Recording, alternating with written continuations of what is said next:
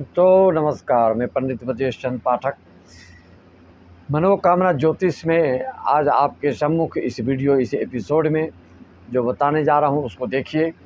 मैंने कई वीडियो में इस चीज़ का उल्लेख किया है कि कोई भी जो राशिफल देखते हैं, किसी भी एस्ट्रोलॉजर के जो यूट्यूब में देखते हैं आप लोग, तो उसमें आंखें बंद करके देखने से किसी को लाभ होने वाला नहीं।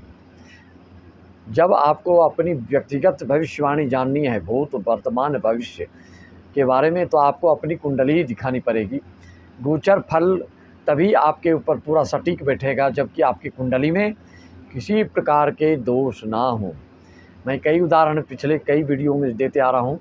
लगातार आप हमारे वीडियो को शेयर, लाइक, सब्सक्राइब करते हैं। जो प्रथम बार आए हमारे वीडियो चैनल पर वो भी सब्सक्राइब कर लें, क्योंकि यहाँ की जानकारी अपने मुँह अपनी बड़ाई नहीं करेंगे, लेकिन आप लोग जितना शेयर और सब्सक्राइब कर रहे हैं उससे अपने आप पता चलता है वीडियो कितना सार्थक साबित हो रहा है। जो भी शेयर लाइक कर रहे हैं उनके वो बहुत बहुत धन्यवाद। मैं सिंह राशि वालों के लिए ये बताया था कई वीडियो में आपको कि आपकी सिंह राशिगत सिर्फ आप फलादेश उतारना चाहेंगे, गोचर फल को उतना सही नहीं बैठता है। जिसकी सिंह राशि सिंह लग्न भी होता है तो उसके ऊपर सटीकता ज़्यादा से ज़्यादा बैठने लगती है, लेकिन दोषहीन हो, दो कुंडली में कोई दोष नहीं है, तभी आपके ऊपर जो मैं अभी बताने जा रहा हूँ वो पूरा लागू होगा। मान लीजिए मेष लग्न है, सिंह राशि है, वृषभ लग्न है, सिंह राशि है, मेष से मीन लग्न तक कोई भी लग्न हो सकता है आपका और सिंह राशि हो सकती है। लेकिन जितने लग्न हैं, 20 लग्न हैं, 20 लग्न उन लोगों के जो सिंह राशि होंगे उनका फल सब अलग अलग पड़ेगा, क्योंकि राशिगत जानकारी एक अलग बात है, लेकिन संपूर्ण जानकारी आपको लग्न वाइज ज़्यादा बैठेगा, आपके ऊपर फलादेश सही बैठेगा। इसके लिए आप देख सकते हैं कि किसी का महादशा, भले आप सिंह राशि हैं, किसी के शुक्र की महादशा, किसी के राहु की महादशा, किसी के केतु की महादशा, किसी के शनि, अलग अलग महादशा और अंतर्दशा चलते रहता है, तो फलादेश बिल्कुल सही बैठने में दिक्कत हो जाती है।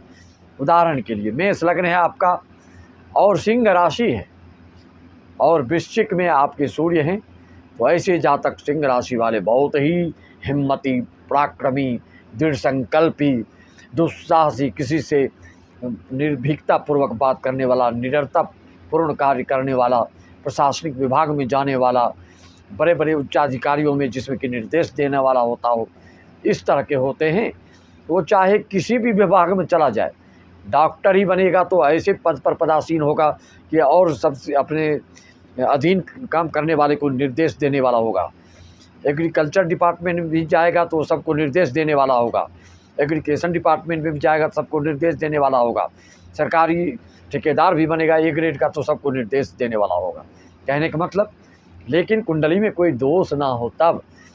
मेष लग्न है, सिंह राशि है और सूर्य आपका वृश्चिक राशि में है और सब ग्रह गोचर आपके सपोर्ट कर रहे हैं, तो ऐसा जातक अतुलनीय और विशेष प्रतिभावान, विद्वान, धनवान, विवेकवान, सम्मान पाने वाला, हर तरह से परिपूर्ण होता है। उदाहरण दे रहा हूँ, मान लीजिए आप सिंह लग्न है, आपका सिंह लग्न है या वृश्चिक लग्न है और आपकी कुंडली में विषकुंभ योग है। विषकुंभ योग के बारे में मैंने कई बताया। अभी जितनी सिंह राशि, सिंह लग्न, वृषभ लग्न, मिथुन लग्न वाले आ रहे हैं हमारे पास, तो उसमें देख रहा हूँ मैं प्रायः उसी को फल नहीं मिल पा रहा है जिनके में कि या तो विशेष पितृदोष दोष हो, जिनके कुंडली में विषकुंभ दोष हो, जिनकी कुंडलियाँ श्रापित हो, अनेक दोषों से जिनकी कुंडलियों में दोष विद्यमान हैं, तो उनको शुभ से शुभ अवसर भी यूं ही निकल जाता है, बीत जाता है, और आप बैठे भी आँख को टकटकाए देखते रह जाते हैं और आपके हाथ से अच्छे अच्छे शुभ अवसर और अपॉर्चुनिटी आपके हाथ से निकल जाती है। मौके का भी लाभ आपको नहीं मिल पाता है। यह तभी होता है जबकि आपकी कुंडली किसी न किसी दोष से ग्रसित हो, शापित हो, विषकुंभ दोष हो, काल सर्प दोष हो, पितृदोष हो, ग्रहण दोष हो या मार्केश चल रहा हो। मान लीजिए सिंह लग्न है और मार्केश शनि की दशा, अंतर्दशा चल रही हो, शनि आपका नीच का हो, तो ज़्यादा शुभ फल कैसे देगा? क्योंकि आप तो उधेर बुन रहेंगे, सोचते रह जाएंगे, तिक्रम करते रह जाएंगे, आपके हाथ से अवसर निकल जाएंगे। आपकी वृश्चिक लग्न है, मान लीजिए कि आपका चंद्र बैठा है पंचम भाव में और या बुध बैठा हो, शनि बैठा हो पंचम भाव में और शनि बैठा हो आपके एकादश भाव में, पंचम भाव में चंद्र बैठा है, ऐसे जातक का वैवाहिक जीवन 10 साल 15 साल क्यों ना निकाल ले, उसके बाद जाके टूटना निश्चित है, विच्छेद होना निश्चित है, तलाक होना निश्चित है। चाहे आप कितने ही खरबपति क्यों न हो जाए, लेकिन आपको 2 विवाह 3 विवाह भी हो सकता तो कोई बड़ी बात नहीं। भले आप अपने संतानों के लिए व्यय खर्च करते रहें, संतान से आपके लगाव हो, अगर अच्छा शुभ योग होगा आपकी कुंडली में तो कभी कभी ऐसा होता है कि पत्नी से वियोग हो जाता है, संतान उनका सपोर्ट करते रह जाता है। ये सब कुंडली का विश्लेषण करने से, आपकी व्यक्तिगत कुंडली से दिखाने से ही पता चल सकता है। किसको संतान दुख लिखा है, किसको संतान सुख लिखा है, किसको चल अचल संपत्ति सुख लिखा है, किसी को जीवन पर्यंत किराए में रहने का लिखा है, किसको भाई बंधु संबंधी लोग आपके चल अचल संपत्ति को हड़पने का योग है, या ठगने का योग है, या भूल चूक से आपका साइन करा के सब चपोदंड करने वाले हैं। ये सब सारे योग आपकी कुंडली में होते हैं। बताने वाले आपके हर चीज़ को बता देंगे, आपकी खानदानी बात को बता देंगे, आपको खानदानी बीमारी को बता देंगे, आपके खानदानी मनोरोग को बता देंगे। जो भी जानना चाहेंगे आप अपनी कुंडली का जानकारी अपनी कुंडली से ले सकते हैं। अपने पत्नी के बारे में जानकारी ले सकते हैं तो पत्नी की कुंडली भेज के आप जानकारी ले सकते हैं। आप पतिदेव की जानकारी चाहते हैं तो पतिदेव की पूरा date of birth, time of birth, place of birth भेज के आप पूरी जानकारी ले सकते हैं। हर प्रकार की जानकारी पति पत्नी, पत्नी पति या बेटा बेटी, भाई बहन, सगे संबंधी, कुटुंब परिवार आदि की जानकारियाँ आप कुंडलियों के माध्यम से प्राप्त कर सकते हैं। किस विभाग में, किस क्षेत्र में आपकी उन्नति होगी, रोजगार, व्यवसाय, नौकरी दोनों होगा कि एक होगा, कई सवाल आपके मन में उठते होंगे। उसकी मात्र 301 रुपये आप पेमेंट करते हैं। भले हमसे आपको व्यस्तता के कारण बात नहीं हो पाती है तो आप कृपा करके हम प्रतीक्षा किया करें, क्योंकि जानबूझ के आपको परेशान करने की हमारी इच्छा नहीं होती। कोई भी ज्योतिषी ऐसा नहीं चाहते हैं। तो आपसे यही रिक्वेस्ट है कि प्रतीक्षा भले आपको करनी पड़े, जब लेकिन आपसे वार्तालाप होगी, आपसे जब हम फलादेश आपकी कुंडली करेंगे तो बिल्कुल आपको संतुष्ट कर देंगे। जो भी दोष होगा, जो भी उपाय होगा, जो भी परिहार होगा, जो भी उसका मेडिटेशन होगा, जो भी उसका पूजा होगा, जो भी उसका जब तक पूजन पाठ और रेमेडी होगी, सब हम आपको बताते हैं। किसी में इतना दोष होता है कि सिर्फ रेमेडी से काम नहीं चलता, आपको जब तक अनुष्ठान कराना ही होता है। ज़्यादा विशेष कष्ट में है, कई लोग आकूत धनवान होते हैं, पैसा वाले होते हैं, लेकिन उनके संतान की शादी नहीं होती। क्यों नहीं होती? पूर्वजों के दोष के कारण। आपके घर में स्त्री ऋण होता है, कोई दुखी स्त्री गुजरती है, कोई सुसाइड आपके घर में किए होते हैं, कोई किसी न किसी तरह से स्त्रियाँ परेशान होती है आपके कुल परिवार में, तभी आपके घर में ये दोष आता है। और 30-30, 40-40 साल तक कुंवारी आपके घर में लोग रहते हैं। कहने का तात्पर्य, जिस तरह की भी जानकारी आपको चाहिए अपनी कुंडली की विश्लेषण आप करवा सकते हैं। मात्र 301 में, 1000-1200 में लेता नहीं हूँ। ऑनलाइन पूजा कराएंगे तो वह भी न्यूनतम शुल्क में।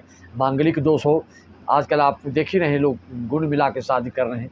गुण मिला के शादी कदापि ना करें, नहीं तो पीछे लाखों लाख आपके केस मुकदमे में जाएंगे और पैसा बर्बाद होगा। कुंडली मिलान करके ही, गुण मिलाना नहीं, कुंडली मिलान का नियम है ज्योतिष शास्त्र का। आप लोग अपने मन से गुण मिलान करके शादी करते हैं। गुण मिलान से आपको कुछ पता नहीं चलता है, कुंडली मिलान से आप जो प्रश्न करोगे सब बैठे बैठे आपको पता चल जाएगा।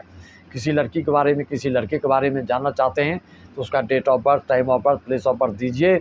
घर बैठे बैठे आप बाद में जाके देखिएगा उनका घर परिवार, दोस्त मुहिम, सगे संबंधी को, हमें यहीं से बैठे बैठे आपको उनके पूरी परिवार की बात हर शारीरिक रूप से, सामाजिक रूप से और जिस तरह से भी जानना चाहेंगे सब जानकारी आपको मिल जाएगा। कैसा मकान, भवन, शिक्षा, दीक्षा है, सब पता चल जाता है।